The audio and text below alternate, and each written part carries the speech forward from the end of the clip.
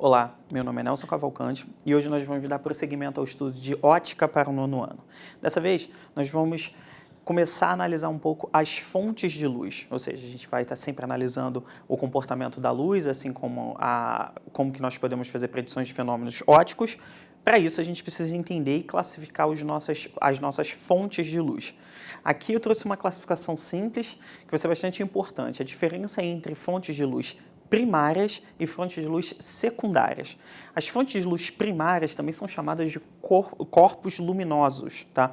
Ou seja, um corpo que tem luz própria, um corpo que emite luz por si só, e existem várias condições para um corpo emitir luz própria, vai ser chamado de corpo luminoso, ele vai ser uma fonte de luz primária. Um exemplo desse é o Sol, né, que ilumina a gente durante o dia. Outro exemplo são as estrelas. Tá? Todas as estrelas que a gente vê à noite são tecnicamente todas as estrelas que a gente vê à noite são fontes de luz primárias. A gente vai ver que algumas que a gente antigamente considerava estrelas, com o avanço da ciência a gente descobriu que não eram.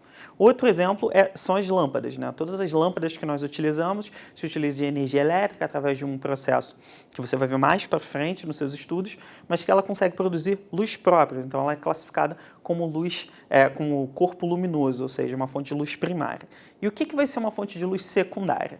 Um exemplo de fonte de luz secundária é a luz. É a Lua.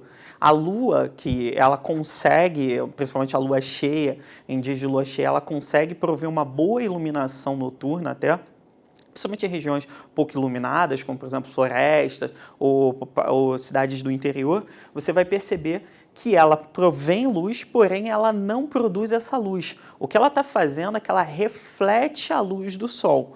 A gente vai estar na parte da Terra que está na parte escura, ou seja, a gente vai estar à noite, porém a Lua cheia, ela está afastada da Terra, ela ainda está recebendo a luz do Sol. Ela está sendo banhada pela luz do Sol, ela reflete essa luz para a Terra, então ela provém uma certa iluminação, porém ela não produz essa luz, ela não é uma fonte de luz primária, ela é uma fonte de luz secundária.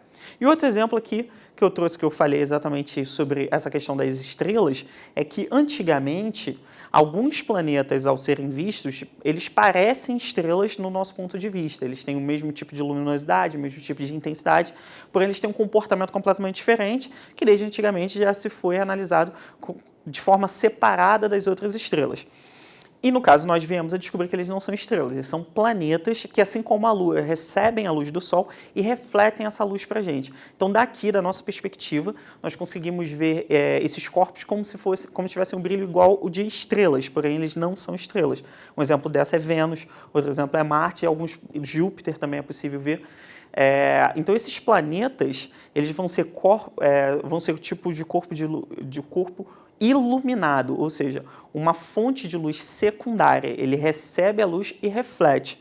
A gente vai estar sempre fazendo essa diferenciação e como está sendo a sua fonte de luz. Ela é uma fonte primária ou secundária, ok? Bom, agora a gente vai ver uma outra classificação que é com relação ao tamanho dessa fonte de luz. A gente vai estar considerando agora fontes de luz primárias, mas isso também pode ser aplicado a fontes de luz secundárias. A importância aqui é que o tamanho dessa fonte de luz ela vai influenciar principalmente no formato da sombra, na composição da sombra e da penumbra, que são conceitos que a gente vai trabalhar um pouquinho mais na frente. Basicamente, a gente vai dividir nossas fontes de luz em dois tipos: fontes de luz pontuais, tá? E fontes de luz extensas. O que é uma fonte de luz pontual? A fonte de luz pontual é quando a sua fonte de luz tem um tamanho relativo ao objeto que ela está iluminando, ele tem um tamanho relativamente pequeno, ou seja, não necessariamente a gente vai classificar de forma absoluta uma fonte como pontual e uma fonte como fonte extensa. A gente sempre vai considerar se a fonte é relativamente menor, bem menor, tá? É importante que tenha uma diferença bem grande de tamanho entre a fonte de luz e o objeto iluminado. Isso vai fazer com que, ao ser iluminado por essa fonte de luz, e obviamente ter um anteparo aqui próximo, uma parede, um toldo, algum lugar onde você possa projetar essa sombra do objeto, você vai perceber a formação unicamente de uma sombra bem definida com o formato do objeto, exatamente por essa propagação reta da luz, que a gente também vai analisar com mais calma. Mas, por enquanto, é importante saber que as fontes pontuais vão ter esse comportamento de formar uma sombra bem definida. E as fontes extensas, o que elas vão ter de diferente? Durante a formação da sombra, a gente vai perceber um outro tipo de fenômeno, a formação de uma penumbra, que é uma região que também vai ter um formato do objeto, porém ela vai ser um pouquinho mais clara do que a sombra. A gente vai ter duas regiões aqui, uma região de sombra e uma região de penumbra. Isso pode ser observado, por exemplo, quando você chega próximo de uma daquelas lâmpadas fluorescentes longas que geralmente tem em colégio, você percebe a formação de uma sombra, bem definida e uma espécie de sombra um pouquinho maior, um pouco mais clara. Esse fenômeno na verdade, chama de penumbra. Tá? E isso é causado por quê? Exatamente pelo tamanho dessa fonte em relação ao tamanho do objeto. Quando a fonte tem um tamanho próximo do tamanho do objeto, ou maior do que o tamanho do objeto, a gente começa a ter a formação de penumbra. É importante entender que se você observasse da parte da penumbra, você veria parte da lâmpada, ou seja, você está parcialmente iluminado, parcialmente sombreado. Agora, se você estiver na parte da sombra e tentar observar a lâmpada, você vai perceber que você não observa a sua fonte de luz. Por quê?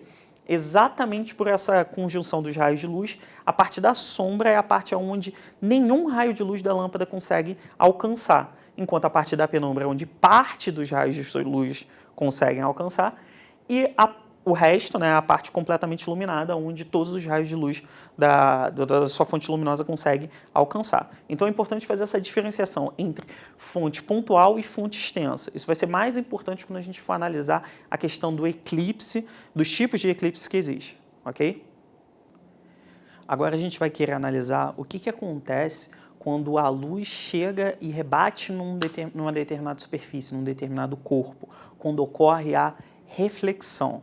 A reflexão é um tipo de fenômeno que a gente observa frequentemente, na verdade, a gente vai ver que a gente só consegue enxergar objetos por causa do fenômeno da reflexão, que é essa propriedade que a luz tem de, ao incidir num determinado objeto ou num determinado corpo, parte dela ou ela completamente refletir nesse objeto. Só que agora a gente vai analisar ao fundo o que acontece com dois tipos de reflexão. O primeiro tipo é o tipo regular, tá? É reflexão regular. Essa reflexão é a reflexão que a maioria das pessoas associa quando a gente fala de reflexão, que é a reflexão perfeita, que é quando acontece sobre uma superfície completamente lisa, que é o caso do espelho.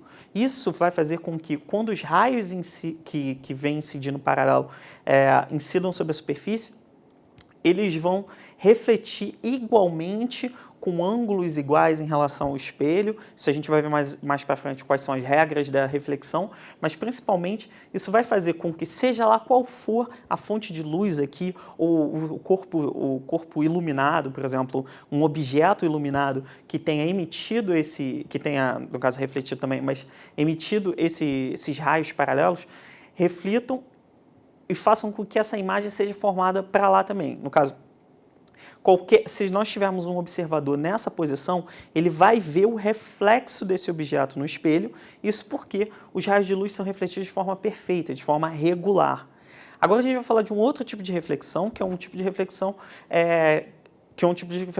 que não é tão associado com reflexão pelas pessoas no cotidiano, mas é também uma reflexão que é o que acontece com basicamente todos os objetos, que é a reflexão difusa. Por exemplo, a minha mão ela está sendo iluminada e ela está sofrendo uma reflexão difusa, ou seja, você não consegue ver o reflexo da lâmpada na sua direção, não é reflexo de nenhum outro objeto de forma perfeita. Isso porque os raios de luz, ao incidirem, pelo fato da superfície da minha mão ser uma superfície irregular, isso faz com que cada raio seja refletido numa direção diferente, ou seja, se eles incidirem paralelos, eles não vão refletir igualmente paralelos. Isso vai fazer com que, se um observador estiver nessa região, ele não consiga ver a reflexão de nenhum tipo de imagem que tenha incidido aqui, de nenhum tipo de luz que tenha incidido. Então, ele não vai conseguir ver, por exemplo, a fonte de luz refletida, ok? Bom, por fim, a gente vai falar de uma coisa muito importante.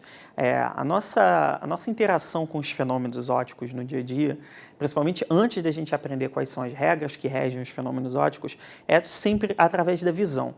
Então, por isso a gente vai tomar um tempo agora para falar de uma coisa muito importante. Enxergar é um fenômeno passivo. O que eu estou querendo dizer com isso?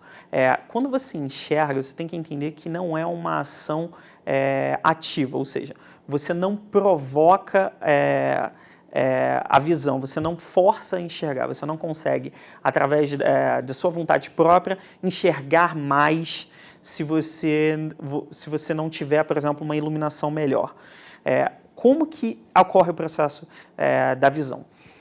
Se a gente tem aqui, por exemplo, uma fonte de luz, uma fonte de luz que está emitindo luz para todas as direções, o nosso olho vai captar um desses raios de luz. Na verdade, ele vai captar um feixe, né, porque é praticamente impossível você separar um raio de luz de um feixe, mas a gente vai representar aqui que ele captou um raio de luz. Esse raio de luz vai estimular seu nervo óptico e vai gerar uma imagem, você vai ver que você vai automaticamente ter na sua visão, ter na sua mente que você está enxergando uma determinada fonte de luz. Só que é importante perceber que essa fonte de luz está emitindo raio para todas as direções. E o nosso olho, ele nada mais é do que um glóbulo com um pequeno orifício para onde a única ação que a gente tem é controlar para onde a gente aponta esse orifício. Ou seja, para onde que a gente vai deixar que a luz chegue até o fundo do nosso olho. Então, você perceba que se eu não tiver essa fonte de luz, tá? Se eu desligar essa lâmpada, eu não vou conseguir enxergar nada, eu não vou conseguir ter, se não incidir luz, ou seja, se ações externas não emitirem luz até o meu olho, até esse orifício, eu não vou conseguir enxergar nada. Para deixar isso um pouco mais claro, eu trouxe aqui um exemplo simples. A gente tem uma pessoa na rua à noite e tem uma determinada criança mais à frente. E entre elas tem um poste aqui com uma lâmpada. Essa lâmpada está acesa. Como que essa pessoa enxerga a criança? Por que isso é um fenômeno passivo com relação aqui à pessoa? A lâmpada emite luz para todas as direções, que eu não representei aqui, mas ela emite luz para todas as direções, e um feixe de todos esses feixes, esses infinitos feixes que ela está emitindo, vai incidir numa determinada parte da criança.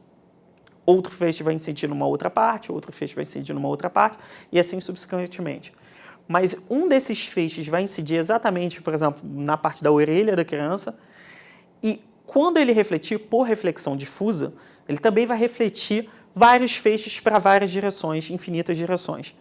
Um desses feixes vai cair exatamente dentro do orifício do olho dessa pessoa. E assim ela vai conseguir enxergar aquela parte daquela criança. E isso vai acontecendo com todas as partes da criança. Todas as partes da criança vai refletir para todas as direções e em todas as partes vai ter pelo menos um feixe, um raio de luz que vai incidir sobre o olho da pessoa. Consequentemente, ela vai conseguir ver toda a imagem da pessoa. Ou seja, toda a nossa percepção da luz, toda a nossa interação com a luz depende dessa questão passiva. Então, é muito importante lembrar que só é possível enxergar quando você tem uma fonte de luz visível. Ok? Bom, essa foi a nossa aula de hoje. Espero que tenham gostado e até a próxima.